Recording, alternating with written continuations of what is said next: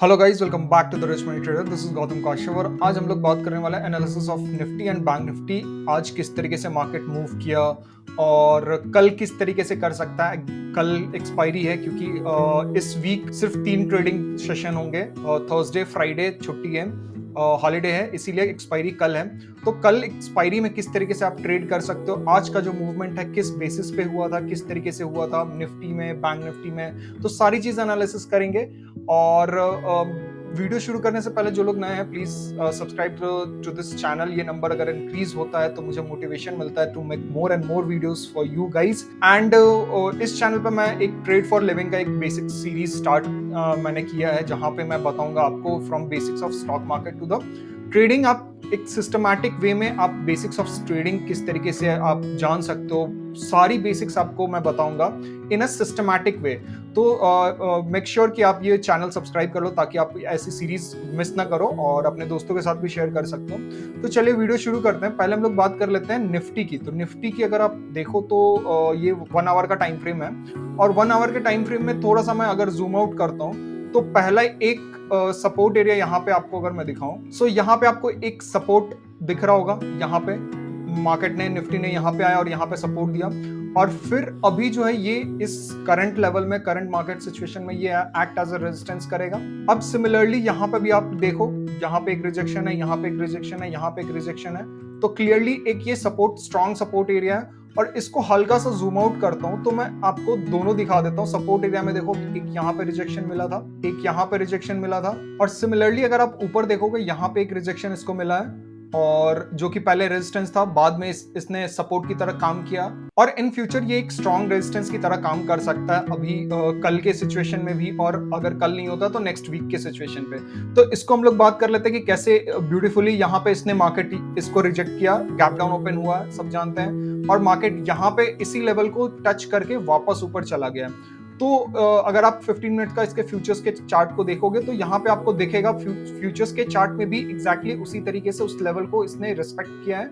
और इस लेवल को अगर आप यहाँ पे देखोगे, यहाँ पे इसने इस सपोर्ट एरिया पे यहाँ पे रिजेक्शन दिया और यहाँ से मार्केट ऊपर आया और फिर इस लेवल को इसने फिर रेस्पेक्ट किया है। तो कल की हम लोग बात कर लेते हैं कि कल कैसे मार्केट बिहेव कर सकता है। तो यहाँ पे 17,500 का जो लेवल है वो काफी इंपॉर्टेंट है।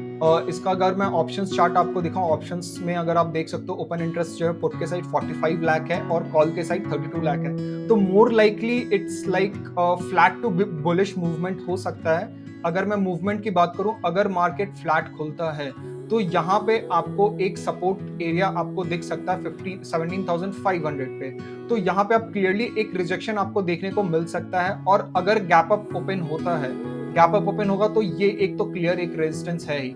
तो यहाँ पे आपको मूवमेंट, यहाँ पे रेस्ट्रिक्टेड मूवमेंट दिख सकता है। और यहाँ पे अगर रेजिस्टेंस हमें देखने को मिलता है तो हम कॉल के लिए आराम से कॉल शॉर्टिंग के लिए जा सकते हैं, अनलेस अंटिल हमें यहाँ पे कोई रिवर्सल कैंडल नहीं दिखता है। तो जैसे कि मान लो यहाँ पे अगर बुलिश हुआ, गैप अप ओपन हुआ, बुलिश हो रहा है और यहाँ पे एक strong bearish movement, bearish candle अगर हमें देखने को मिलता है तो हम लोग कॉल शॉर्ट कर सकते हैं यहाँ पे।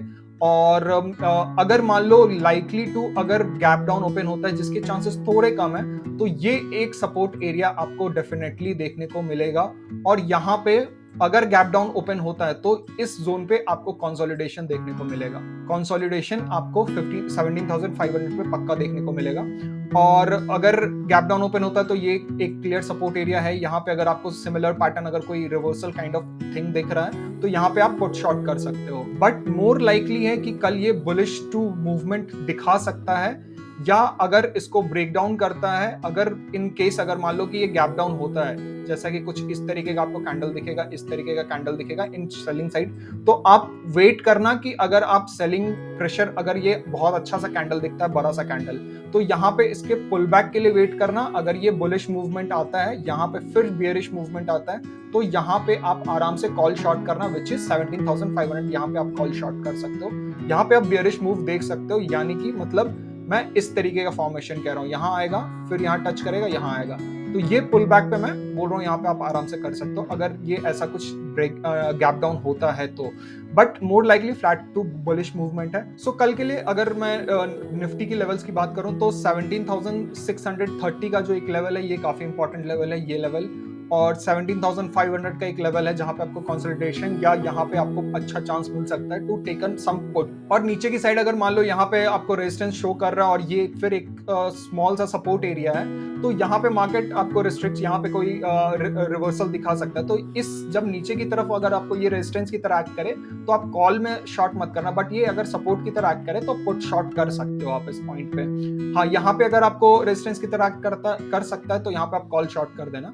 तो ये लेवल है आपका 17,630, 17,500 एंड 17,450, जो एक इंपॉर्टेंट लेवल है फॉर द निफ्टी। अब हम लोग बात करते हैं बैंक निफ्टी की। तो बैंक निफ्टी की हम लोग देख लेते हैं कि एक तो हमें पता है कि बैंक निफ्टी 3-4 दिनों से बेसिकली इस हफ्ता काफी एक जोन में मूव किया। यहाँ पे एक जोन है, ये एक जोन है, तो इसी जोन में कंसोलिडेट रह चुका है मार्केट बैंक निफ्टी। तो अगर आप कल भी देखो तो कल भी इसी पॉइंट पे टच करके वापस गिरा है, इस दिन भी इसी पॉइंट पे टच करके वापस गिरा था।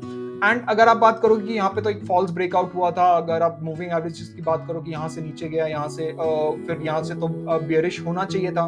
बट आप थोड़ा सा इसको जूम आउट करो, थोड़ा सा आप इसको जूम आउट करोगे तो यहाँ कहीं पे आपको ये एक लेवल दिख रहा है गैप के बीच का।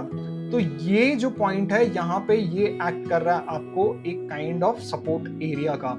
तो यहाँ पे आप देखो, यहाँ पे रिजेक्शन कर चुका है। इन प्रीवियस भी आपको ये जो जोन है वो काफी एक काइंड ऑफ कंसोलिडेटिव या रिजेक्शन जोन एक्ट कर चुका है।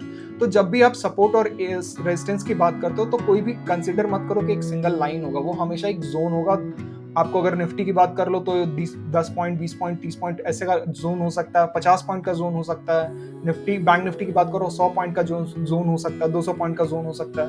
तो it can be any zone. तो आप जोन हमेशा कंसिडर करना जब भी आप सपोर्ट एंड रेजिस्टेंस की बात करते हो। तो यहाँ पे अगर आप देखो तो क्लियरली यहाँ पे एग्जैक्टली इसी लेवल पे अगर इसने कंसोलिडेट किया पहले 2 घंटे, और यहाँ से मार्केट मूवमेंट होना शुरू हुआ है और एग्जैक्टली फिर इसी पॉइंट पे इसने रिजेक्शन दिया। अगर मैं इसका 15 मिनट का चार्ट दिखाऊं तो यहाँ पे कुछ इस तरीके का आपको मूवमेंट दिख रहा है। और ऐसा ही अचानक नहीं हुआ, आप देखो यहाँ पे मूवमेंट आया, higher highs and higher lows kind of pattern बनाया। तो सो अगर आप यहाँ पे देखोगे तो ये भी एक एरिया था जहां पे ये रिजेक्शन शो कर सकता है। तो यहीं पे एक मूवमेंट आया, फिर पुल बैक लिया, पुल बैक से आप बुलिश मूव देख सकते हो।